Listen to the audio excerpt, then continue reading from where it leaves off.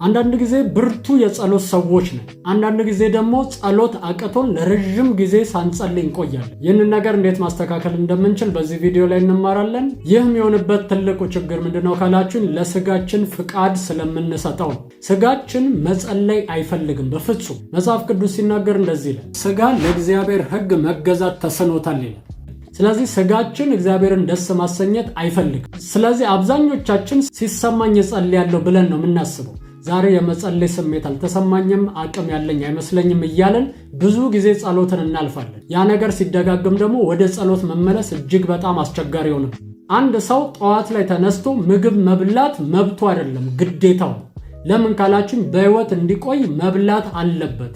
ልክ እንደዛው ደግሞ መንፈሳዊ ዓለም ላይ በህይወት እንድንቆይ መጸለይና ከእግዚአብሔር ጋር ህብረት ማድረግ ይኖርብናል። ስለዚህ መጸለይ መብት አይደለም፣ ግዴታችን ነው። ተሰማንም አልተሰማንም በእግዚአብሔር ፊት መሆን አለብን። የመጸለይ ስሜት እስኪሰማን ልንጠብቅ አይገባንም። መኖር ስላለብን ልክ ምግብን እንደምንበላው ጸሎትን ደግሞ መጸለይ ግዴታችን ነው። ስለዚህ ዛሬ የምነግራችሁ ነገር ስጋችን ላይ መጨከን አለብን ብዬ እመክራችኋለሁ።